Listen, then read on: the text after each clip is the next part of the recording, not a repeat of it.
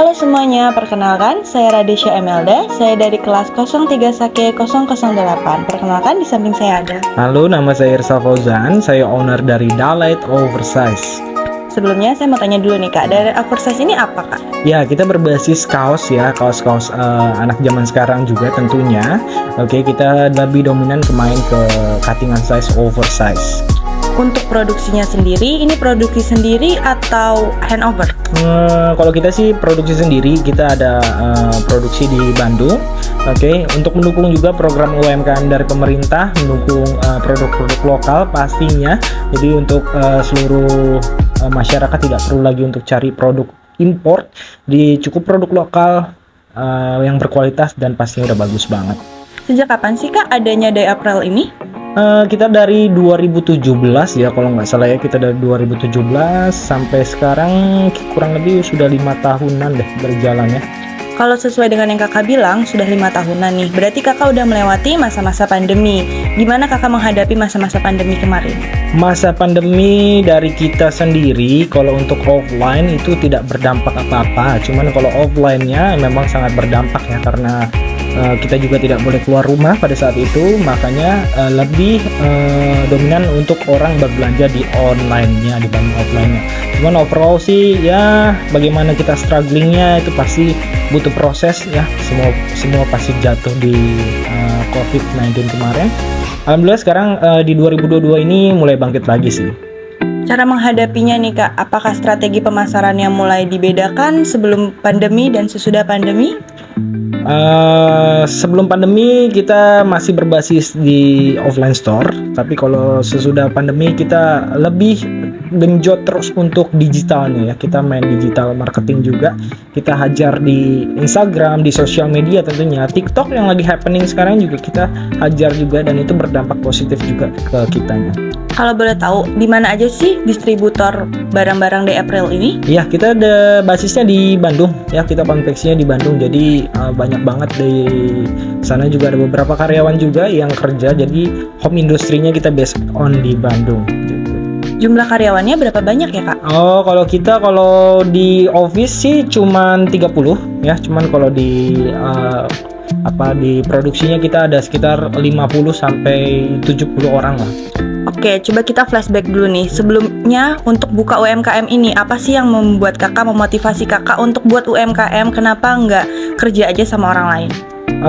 Karena nggak semua orang bisa kerja sama orang lain, makanya kita juga mendorong program juga pemerintah, bahwa kita juga ada masalah sih sebenarnya, kenapa sih orang Indonesia selalu belanja produk-produk yang memang dari luar negeri, sedangkan tangan-tangan anak bangsa itu bisa banget loh untuk membuat produksi yang jauh bahkan lebih bagus dari produk-produk luar negeri. Bahkan kalau kalian mau tahu, itu orang luar negeri pun buat semuanya tuh di Indonesia. Jadi buat apa kalian belanja produk luar negeri kalau di Indonesia sudah bisa buat produk yang lebih bagus daripada itu. Bener banget, cintai produk-produk Indonesia. Terus untuk menghadapi pandemi kemarin, berarti banyak karyawan juga yang harus di PHK atau gimana Kak? Oh, tidak ada yang di PHK, tidak ada yang diputus kerjakan, tidak ada. Itu bagaimana kita manajemen maintain semuanya sudah ada triknya masing-masing.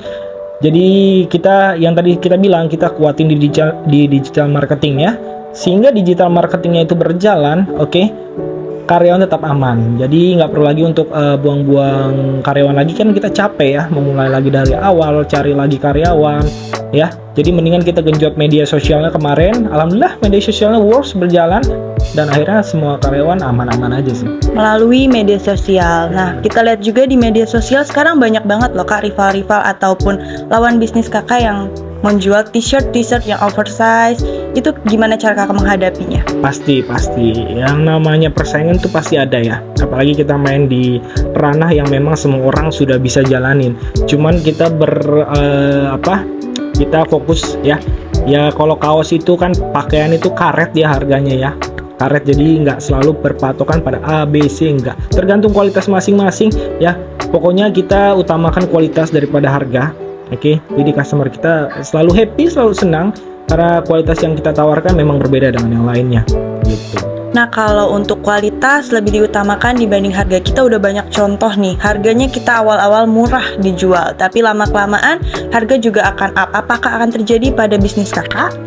Untuk soal itu kita nanti bicarakan yang lain ya. Kita semua dari manajemen nanti bagaimana cara urusnya. Cuman menurut kita ya semua pasti adalah ketika produknya dijual laku di pasaran, ada supply and demand pasti kan.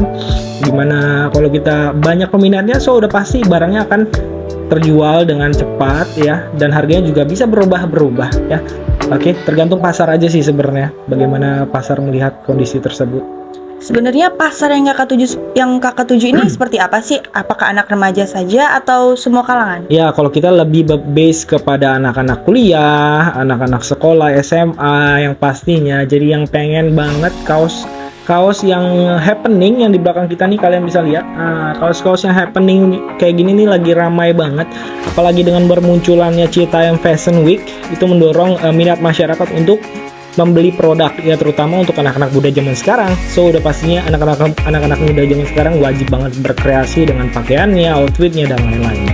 Oke, sebelumnya saya mau tanya dulu nih, untuk modalnya sendiri, apakah modal pribadi ataukah semua hanya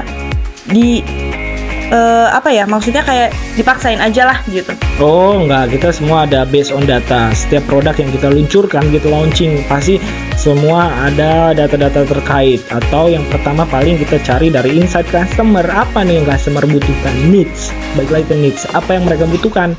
Oke, yang butuhkan mereka, misalnya kalau kita based on T-shirt music, nih di sini ada AC/DC bandnya mungkin di belakang kalian. Nah, itu yang lagi mereka butuhin. Nah, makanya kita genjot untuk produk yang itu. Jadi kita keluarkan produk yang memang mereka butuhkan. Ada juga sih idealisme dari kita juga untuk mengeluarkan beberapa produk, cuman hanya 20-30% saja. Sisanya needs, kebutuhan dari customer. Kita lihat setiap bisnis itu pasti butuh inovasi ya kak. Betul. Nah ini udah mau 2023 nih. Inovasi apa sih yang akan kakak lakukan untuk bisnis kakak? Inovasi yang paling penting sekarang udah eranya digital. Jadi kalian harus memperkuat digitalnya. Terlebih kita juga lebih memaintain apa itu sosial media yang pastinya lagi happening sekarang di TikTok. Oke, kita yang dulunya gambar base-nya, sekarang kita lebih condong ke short video, itu tambah engagement juga ke konsumen, jadi membuat konsumen lebih trust. Ya kalau hanya gambar kan biasanya konsumen tidak melihat gimmick-gimmick kecil, cuman kalau ada short video mungkin konsumen juga tertarik. Jadi banyak banget yang harus kalian dalami dalam media sosial, terutama di TikTok ini. Untuk mendapatkan kepercayaan konsumen, biasanya kalau konsumen sekarang ini butuh yang namanya paid promote ke artis-artis nih. Kalau udah sama artis-artis, mereka percaya. Apakah itu yang akan kakak lakukan ke bisnis kakak? Kalau kita untuk endorsement, apalagi yang dibilang paid promote itu, kita hanya 10% kak. Justru kita lebih dominan ke yang namanya konten. Karena kita lebih fokus nih di media sosialnya adalah TikTok. Kita fokus untuk benerin konten ya, karena konten itu bisa memaksimalkan seluruh kinerja produk yang ada di belakang kalian semua yang ini gitu. Makanya kita base-nya pasti konten ya. Untuk mendorongnya nanti untuk sisanya pemanis-pemanisnya boleh lah untuk selebgram atau artis-artis atau endorsement atau apapun itu gitu. Nah, untuk konsumen juga biasanya ngincer-ngincer diskon nih kak. Apakah di April ada diskon? Diskonnya sudah pasti ada. Diskonnya sudah pasti ada. Yang pasti diskonnya menarik banget. Jadi kalian jangan lupa kepoin langsung di TikTok kita di dalet_oversize tuh. Jadi kalian bisa lihat sendiri. Jadi biar lebih lihatnya enak gitu. Nah, satu kata deh kak buat anak-anak muda. Enggak satu kata deh, satu kalimat deh buat anak-anak muda nih yang sekarang mungkin masih bingung mau ngapain sih. Cari kerja sekarang lagi susah. Gimana sih caranya biar tetap semangat di era sekarang kak? Benar banget, cari kerja susah udah pasti cari kerja susah. Pokoknya mindset kalian harus diubah. Oke. Kalau cari kerja itu mindset orang tahun 90-an kak.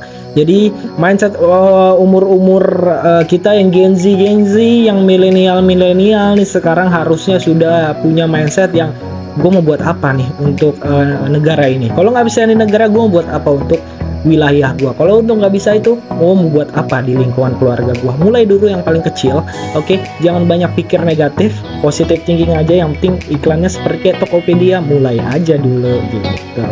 Oke, berarti buat seluruh orang-orang yang ada di luar sana nih harus tetap semangat walaupun nggak punya kerjaan. Yang penting punya semangat, punya tekad, motivasi dirinya aja mau ke depannya mau seperti apa. Untuk yang mau tahu tentang The Apparel sendiri bisa cek Instagramnya apa tadi Kak? Di TikTok kita di dalet_oversize. Dalet Oversize itu akan banyak banget diskon, promosi-promosinya, dan yang mau lihat nanti aku tunjukin ya di akhir video. So thank you Kak udah mau aku wawancarain. Semoga bisnisnya makin lancar, kedepannya makin besar dan kita akan menemukan offline store yang besar banget di Apparel ini. So thank you Kak dan sampai jumpa.